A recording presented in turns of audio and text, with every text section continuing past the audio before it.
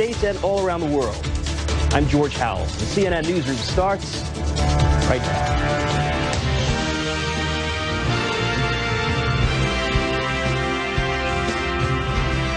2:01 on the U.S. East Coast. Thank you for being with us. With the longest government shutdown in U.S. history barely over, the clock is now ticking and the threat is real. There could be another, yes, another government shutdown next month. In an interview with the Wall Street Journal, the U.S. President Donald Trump said he's skeptical lawmakers can reach a deal, an agreement to fund the border wall by the next funding deadline, which is February 15th. He said another shutdown is, quote, certainly an option. Mr. Trump also saying that he would use a national emergency declaration to get funding if necessary. So the bottom line here, the president's position is unchanged. Our Boris Sanchez reports it's not clear how another standoff would result in a different outcome. The White House is effectively threatening a second government shutdown if President Trump and his team do not get what they want from Democrats during the ongoing negotiations over border security. Keep in mind, the continuing resolution that was passed on Friday goes through 21 days, so we may be facing a second government shutdown in 3 weeks if the president does not get border wall funding. His acting chief of staff, Mick Mulvaney, made the case on one of the Sunday morning talk shows. Listen to this. We've been working on this for months. We have been hoping for months to do it through legislation with Democrats because that's the right way for the government to function. But at the end of the day, the president's commitment is to defend the nation, and he'll do it either with or without Congress. Now, it's unclear exactly how the White House believes it'll be different a second time around. They don't really have the numbers when it comes to Congress. Remember that only one Democrat in the Senate voted for the White House's plan to reopen the federal government. That was Joe Manchin of West Virginia. We don't know exactly where the president thinks he's going to get support. And if he has to bypass Congress, it'll likely be through declaring a national emergency on the issue of immigration. That's an option that's been on the table for some time. The president has not moved in that direction, in part because there's no guarantee that it would actually work. Democrats have already vowed to challenge it, so it would wind up in the court system and ultimately not give the president that immediate funding that he wants for his long-promised border wall. Boris Sanchez, CNN at the White House. Boris, thank you. The shutdown cost the U.S. economy more money than Mr. Trump wanted for the border wall. Take a look. According to Standard & Poor's analysis, the economy lost at least $6 billion due to lost productivity and lost economic activity to outside businesses. Meanwhile, Americans aren't happy with the way the government is running. A new NBC News Wall Street Journal poll shows 63% say the country is on the wrong track. Just 28% think things are going in the right direction. Those negative numbers are up 7 points from last month. Let's talk more about all of this now with Stephen Erlinger. Stephen, the chief diplomatic correspondent in Europe for the New York Times, joining this hour live from Brussels, Belgium. Always a pleasure here to have you on the show, Stephen. Thanks, George. The clock is ticking. Look, less than 3 weeks now until we could be right back at square one with this threat of another government shutdown. And according to the Wall Street Journal, the president is skeptical that lawmakers will come up with a deal that he will sign. So do you see Democrats here having any reason to budge and give the president some of what he wants here, or do they remain dug in? Well, I think everyone's going to remain dug in for a while. I mean, 3 weeks in politics is a long time, right? A week in politics is a very long time. And so people are again setting out their stalls and trying to convince the public that they're right. I think the Democrats must stay firm on preventing funding for the wall, though I think they will give a fair amount of funding for border security, however defined, and maybe with enough flexibility to let Mr. Trump use some of it for fencing or something else. But for the moment, that's a compromise down the track. Look, as of now, the president's chief of staff, acting chief of staff, Mick Mulvaney, is indicating that the president is willing to let the government shut down again, a threat that's got to leave a lot of government workers incredibly uneasy, given what they've already gone through, Stephen. But if this does happen again, is there any chance the president would get a different outcome? Because as of right now, the math is just not there. The votes aren't there. I think he knows that, too. I mean, somebody, I think, once defined mental difficulty as doing the same thing over and over and over again and expecting a different outcome. And so I think the White House knows this. My guess is, rather than shut the government down, which turned out to be very, very unpopular, Trump might go the national emergency route. And even if that's delayed in the courts, he can always argue to his base he did everything possible, and it's all the fault of those Democrats. And Mulvaney also indicating the president is prepared to declare a state of emergency to build this wall that he calls a crisis on the U.S. border with Mexico. It's an option, though, that's sure to be thrown into the courts, Stephen. Democrats indicating they, of course, will not vote for it, given what we saw with the latest shutdown. Here's the question, though. Is this a possible out for the president? If he can't get it through Congress and he goes this route and it goes into the courts, can he at least say that he tried? Oh, I think so. Very, very much so. I suspect, they've been setting this up as a sort of last option.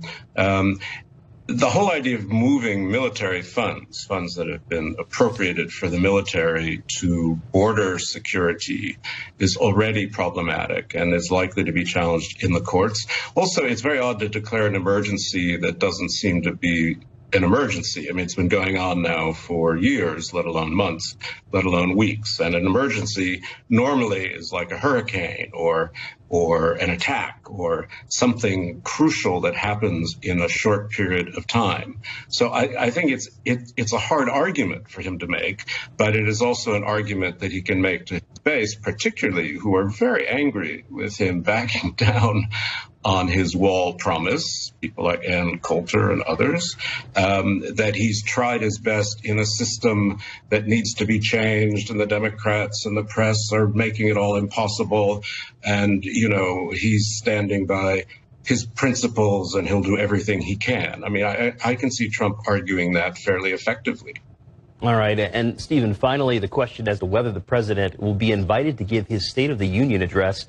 Do you feel the Speaker of the House is under pressure to now grant that invitation, or does that also continue to be held up here, given all the uncertainty?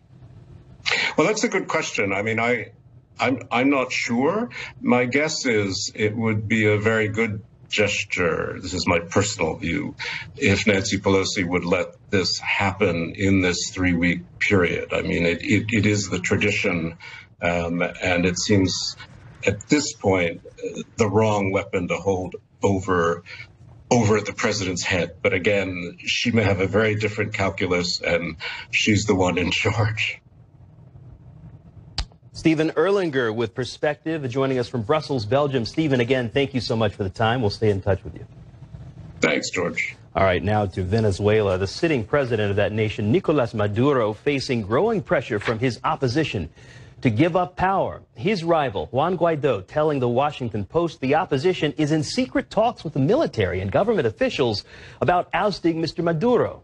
Guaido later called for new protests against the government. Listen. We have events this week, on Wednesday and on Saturday. We have been asked why not every day. We are in the process in Venezuela where we also have to fight to eat. We have to fight to survive. And we are aware that we can't do this without freedom. In a wide-ranging interview with CNN Turk, President Maduro accused Guaido of violating the Constitution and said the U.S. is behind a coup to drive him out. In the meantime, the U.S. National Security Advisor John Bolton reiterated America's support for Guaido. He tweeted, any violence on the opposition would be met with a significant response. Venezuela's dueling leaders are competing for the support of the military. Both men made public appeals to combat forces, urging them to support their side. Stefano Pozzebon has more now on the power struggle in Caracas. Yes, tension remains high here in Caracas. On Sunday, both Nicolas Maduro, the embattled Venezuelan president, and Juan Guaido, the president of the Venezuelan parliament, who swore himself in as acting president of Venezuela in order to call for fresh, free and fair elections. They both pitched to the same audience, to the military, who increasingly look like the sole arbiter of the power tussle that is happening here in Caracas. And while Nicolas Maduro demanded loyalty from his troops, Juan Guaido promised amnesty and pardon for those troops who would defect, effectively, Nicolas Maduro's rule and switch side to the opposition. And Guaido also called for new street protests next week, next Wednesday and the following Saturday, giving a sign that the pressure on the Maduro government to join the negotiating table is only going to increase. For CNN, this is Stefano Pozzebon, Caracas. Let's talk more about the power struggle playing out in Venezuela with Jennifer McCoy.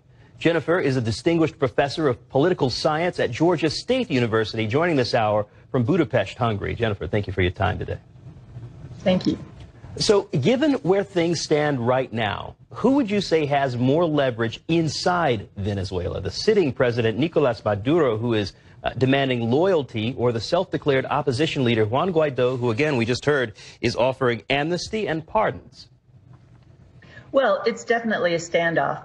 Maduro still has all the reins of power, and including, importantly, the firearms, the military behind him.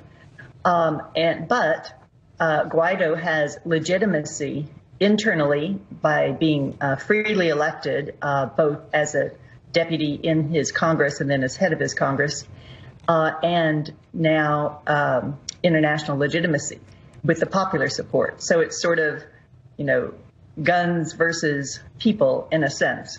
But I think it's still a standoff. It's hard to tell yet where exactly this is going to go. Well, it all comes down to who has the support of the military. That is the common denominator here. And the opposition looking for cracks in the foundation to see if they can peel off any support and oust Maduro. What are the factors, though, do you surmise, that would motivate military officials to reconsider their position? I think if they see that both the popular support in Venezuela continues to tilt away from Maduro and toward Guaido, that is a crucial factor. But also the international pressure, the growing financial pressure, and the legitimacy as the financial screws continue to turn as countries like the United States and England and others find ways to, if they're able to find those ways, then that has to affect the military. And then increasingly desperate in terms of their own living situation, that makes it difficult for them to carry out any orders to repress the people or any other orders from the government. To that point, the Venezuelan economy, look, it has been in a state of crisis for some time now, and now reacting to outside pressures from various nations. These nations are picking a side, right? So you have Russia and China on one side, for instance, backing Maduro. You have the United States, the EU, and many Latin American countries supporting Guaido. Again, the question of leverage to you, Jennifer. Which side carries more leverage, more weight in what happens inside that country?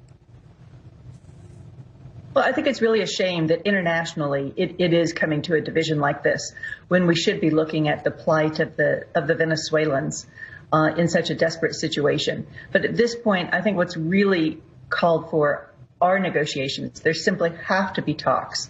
And one of the things, going back to your question of internal, is this offer that you just covered about the amnesty toward the military. If that can be made clear, if the military and others in the government can be reassured about exactly what that means, that may help tilt the scene as well. And that has to do with the international side as well. There is international human rights law that does require punishment for crimes against humanity, and there have been allegations that the government has committed that with the harsh repression. So there may be fear about international indictments, International Criminal Court, as well as, of course, the U.S.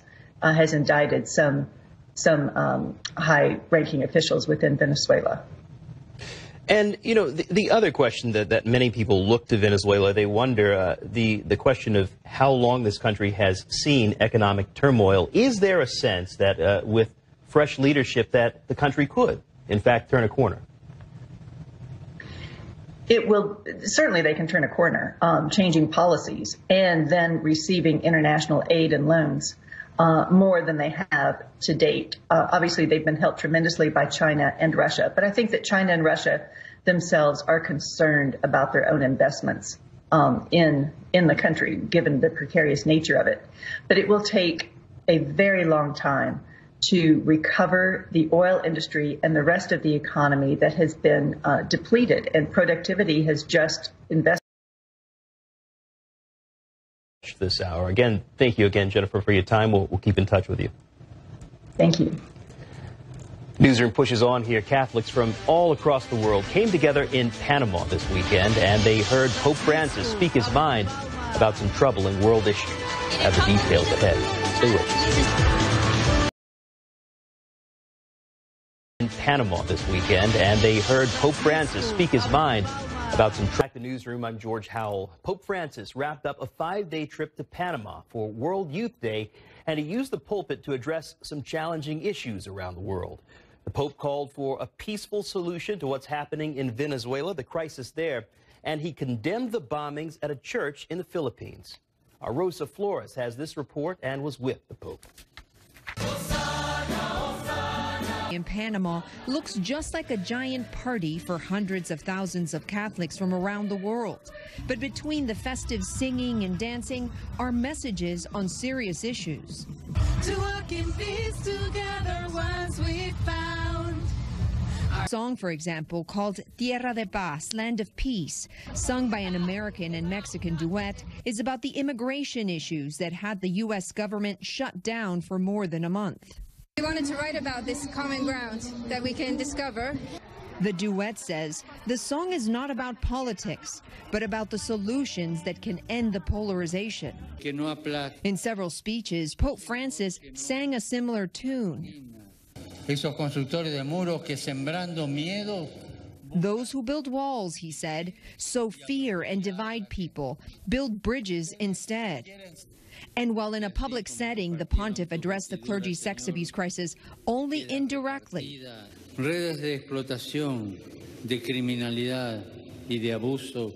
Pope Francis acknowledging that some clergy have exploited and abused the young. In private, Brenda Noriega, a 29-year-old from California, says she asked him about it directly during a small lunch the Pope shared with a handful of young people. And you felt that responsibility. And I felt that responsibility. Noriega says she and other youth ministers have felt angry and wanted the Pope's guidance on how to help youth heal. And I think that's what spoke to my heart, like the most, seeing his honesty. When he said, we are with the victims, we are with the young people, let's accompany them. Those are conversations that should be had at World Youth Day, say the singers who struck a chord on immigration. So we are on the side of Pope Francis, fighting to spread hope. Even though the duet is from North America, they say that their message can be applied worldwide. Rosa Flores, CNN, Panama. Now, of the bombings that we just mentioned in the Philippines, authorities are promising to hunt down the people responsible for them. At least 20 people are now confirmed dead. This after 2 blasts that struck the Jolo Cathedral on Sunday. A military official says one device went off inside the cathedral. The second targeted soldiers who were nearby. ISIS has claimed responsibility but didn't provide evidence. CNN has not independently verified the terror group's claim. There are reports of progress from both sides after 6 days of Afghan peace talks between the United States and the Taliban. The senior U.S. official leading the talks in Qatar says Saturday that there has been significant headway on vital issues. Salmeh Khalilzad also said he was headed to Afghanistan. There's no ceasefire announcement as of yet. The United States invaded Afghanistan more than 17 years ago, and U.S. troop withdrawal is one of the main issues that's on the table. Here's what some people had to say in the Afghan capital on Sunday. Listen. It is very good news, and I hope that they agree on a peace deal. We hope for lasting peace in the country so that our people can live in a peaceful situation. Everyone is tired of war and conflicts in this country, and we support any peace agreement between Afghans, Americans, and the Taliban for the prosperity of our country. That's the scene there in Kabul. A Taliban official also says there's been progress with the U.S., but more talks, he says, are needed. Now, in southeastern Brazil, a story we've been following of the devastation from a dam collapse there. Civil defense authorities say the death toll has now risen to 58 people who've lost their lives, and officials warn that number will likely rise. Rescue workers are searching for at least 300 missing people at this point. The dam at an iron mine, collapsed on Friday, unleashing a sea of mud and debris, as you see here, that spilled into the mine's administrative area where people were working.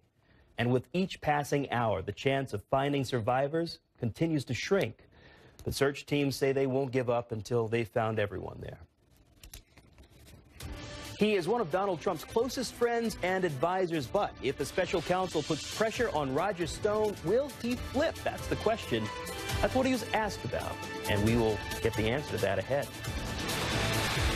In pushing for his border wall, President Trump has described vivid scenes of trafficking victims being brought into the country. Still ahead, the experts say that's not exactly how it's happening. The facts first. Stay with us.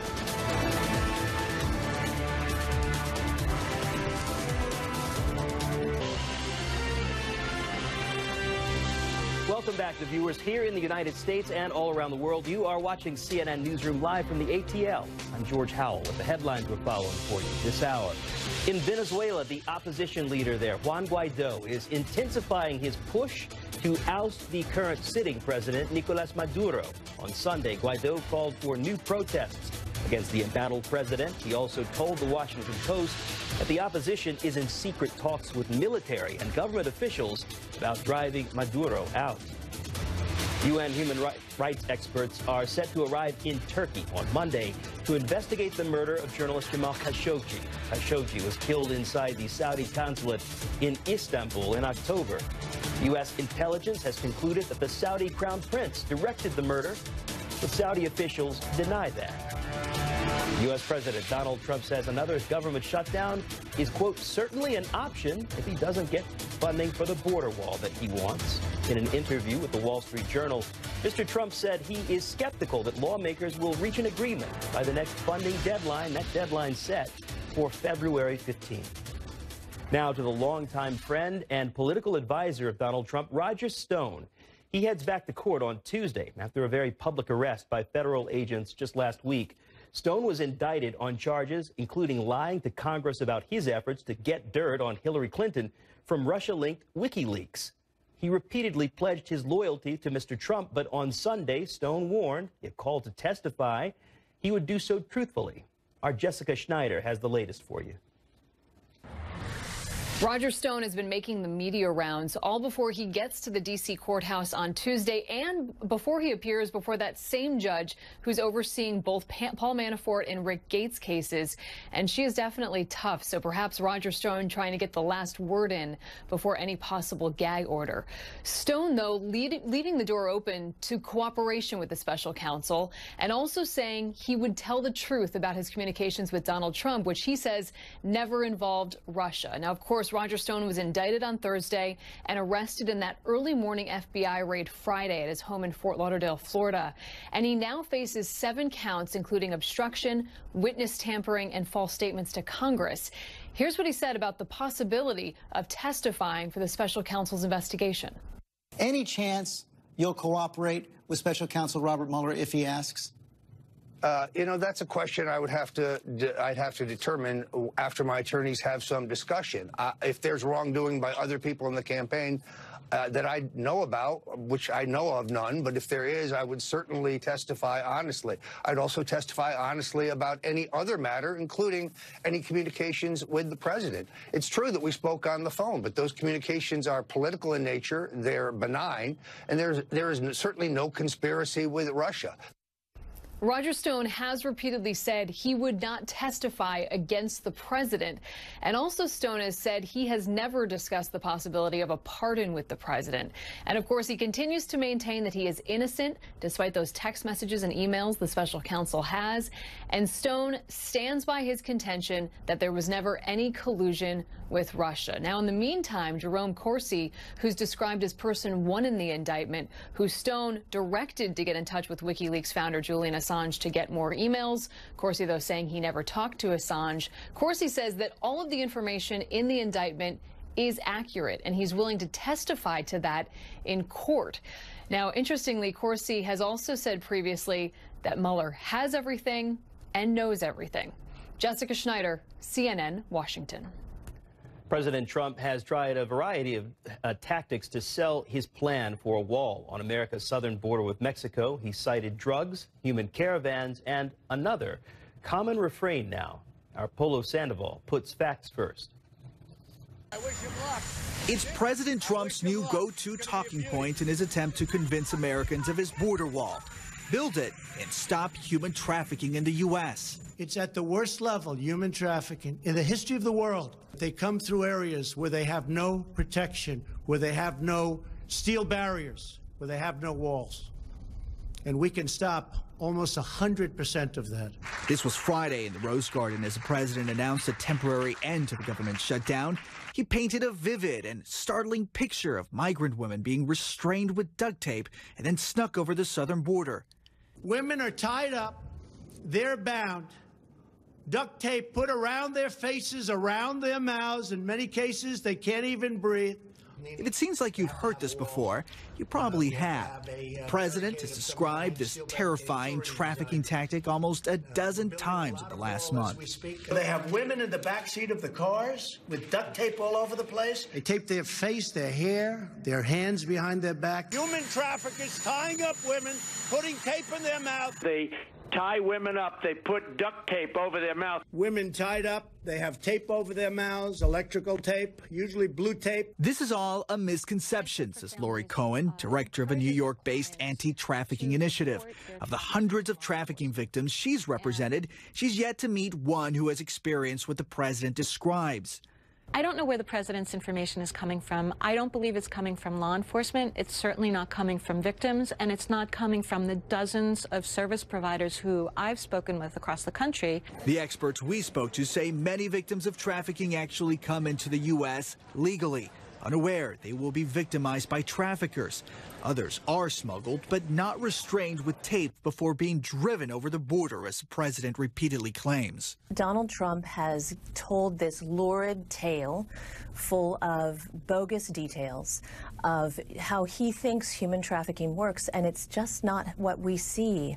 Martina Vandenberg, who also represents victims of trafficking, feels the president is intentionally misrepresenting human trafficking, adding it to his evolving list of reasons for his border wall. He's ignoring the fact that about 66% of the cases that are handled by trafficking organizations are U.S. citizens.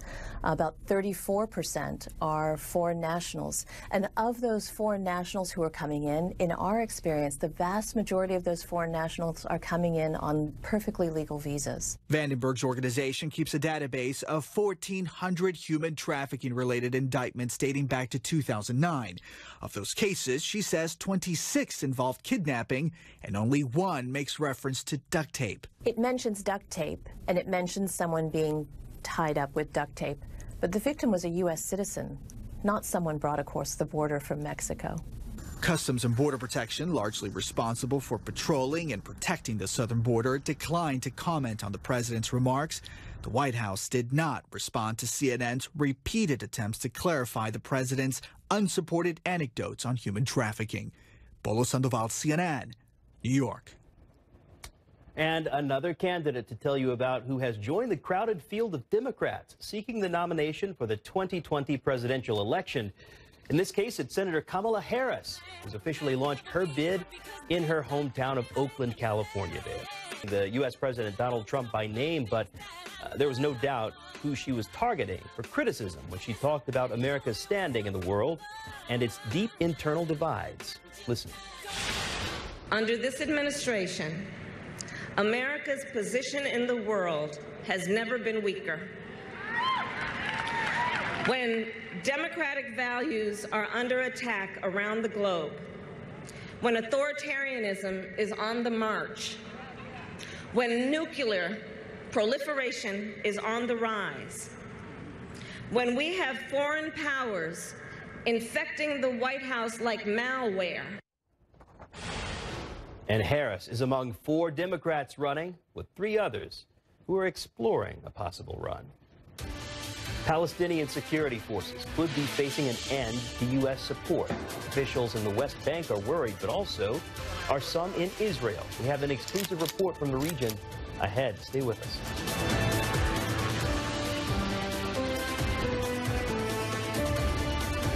Arrived Monday to investigate the murder of journalist Jamal Khashoggi. You'll remember Khashoggi was killed inside the Saudi consulate in Istanbul in October. U.S. intelligence has concluded that the Saudi crown prince directed the murder, but Saudi officials deny that. Over the course of the last 12 months, the White House has announced a series of funding cuts to Palestinians. The administration says it wants to pressure the Palestinian Authority to return to peace talks with Israel. All that's left of U.S. funding is the money that goes to support the Palestinian security forces. And now a new U.S. anti-terror law is putting even those funds into jeopardy. Our Ian Lee has more for you. The legislation is called the Anti-Terrorism Clarification Act, and it was passed in October. It could make the Palestinian Authority liable for huge financial claims if Americans are the victims of Palestinian terror attacks. The only way to avoid that liability is to stop accepting any U.S. government funding, which is what the Palestinian Authority has recently announced it intends to do. Over the course of last year, I got an exclusive look at what's at stake. Palestinian security forces locked and loaded for a raid in the West Bank city of Nablus. Intelligence just informed the police that a known drug dealer who could be heavily armed is on the move. This is a man they've wanted for quite some time. We arrive at an empty apartment building. The police form a perimeter. They stack up and move in. If the tactics appear straight out of an American playbook, that's because they are. The Americans play an important role in security issues, facilities, and improving our skills, the Major General tells me. We can't play down their importance. At this training base in Jericho, soldiers and police train for months, honing their skills from basic drills to shooting with an AK-47.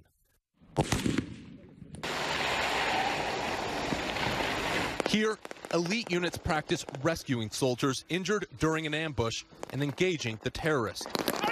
What you're seeing is part of the more than $60 million a year the U.S. taxpayers have contributed toward Palestinian security. Another winner of this partnership, Israel. It's no secret the Palestinian security forces carry a large burden for the Israeli army. If the Palestinian Authority will be obliged to act less, our soldiers will have to act more. It will put on them a bigger burden of counter-terrorist activity. The security cooperation between the Israeli security forces and the Palestinian Authority security forces has been exceptional, highly professional, highly effective, highly appreciated by both sides. If we lose that, it could really be a blow to the stability, relative stability that has prevailed in the West Bank for the last number of years. Some Palestinians say that cooperation aids Israel's occupation. Palestinian officials say they're building the foundation of a future Palestinian state. Palestinian security services are part of the regional security system, the governor tells me. We are playing a significant role in fighting drugs, extremism, and money laundering. One previous raid in Nablus shows what security forces contend with on a daily basis. This is what they recovered, 3 kilograms of various drugs. Over here, we have an Israeli army automatic rifle, as well as a pistol, 4 grenades, and finally, 900 rounds of ammunition. This kind of firepower is common and would likely fill the vacuum in the absence of Palestinian security. Back on the raid, police navigate the stairwell. It's tense, but the forces move quickly to arrest the suspect and haul him away. The whole raid taking less than 4 minutes. That's good bang for the buck, as both Israeli and Palestinian officials will tell you. The State Department tells CNN it's continuing to work through the potential impact of the new anti-terror law, adding, in consultation with partners, we have taken steps to wind down certain projects and programs in the West Bank and Gaza. The statement did not go into further detail. The recent U.S. government shutdown has further hindered efforts to find a workaround to allow funding for Palestinian security to continue. The deadline is looming, January 31st. That's when the new law goes into effect. Ian Lee, CNN, Jerusalem. Ian, thank you. A shot of the Mercedes-Benz Stadium here in Atlanta as we prepare for the Super Bowl, and across the country, people preparing for really cold weather.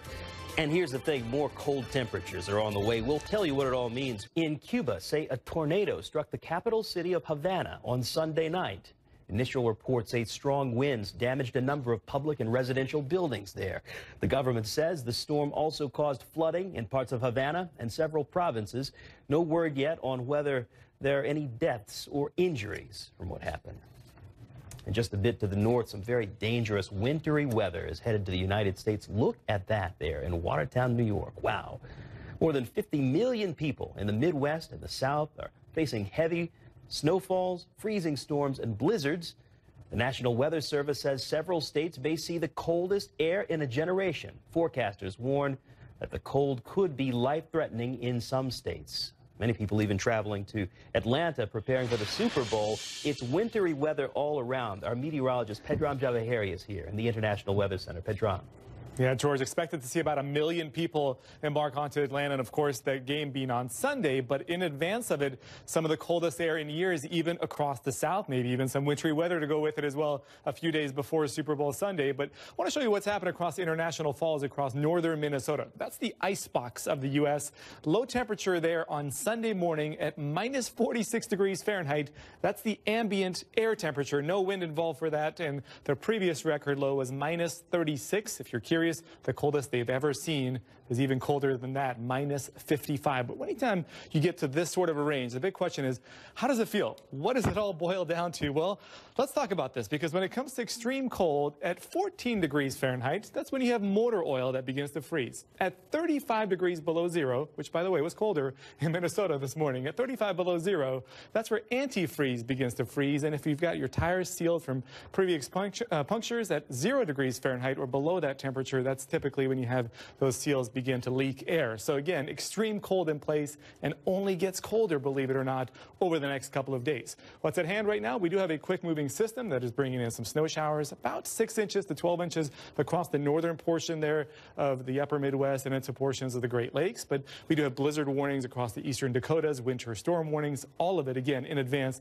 of this initial feature. And as we go in towards Monday night and Tuesday morning, the front does bring enough cold air toward the south, where places as far south as Atlanta, Georgia could see some snow showers out of this going into Tuesday morning. But really the big story has to be the significant blast of cold air, and as George said, among the coldest we've ever observed across this part of the country, and that's saying a lot this time of year. In fact, expectations come Wednesday morning are that at least 55 million people have air temperatures below 0 degrees Fahrenheit without the wind. Over 180 million people indicated in the area in the blue colors and purple colors here that would be below 32 degrees Fahrenheit, below the freezing mark. So again, pretty expansive nature of all of this. 15 records could be set Wednesday morning, scoot off towards the east, and we're talking about 20 record lows set come Thursday morning as well. But look at the forecast high in Chicago. That's 14 degrees below zero for an afternoon high in Chicago. The coldest high temperature ever was back in 1994 when it was minus 11. The coldest low temperature since the 1990s, that was minus 22 degrees. It could be minus 24 come going into Thursday morning, and that's where we stand. The heart of the week across the upper Midwest.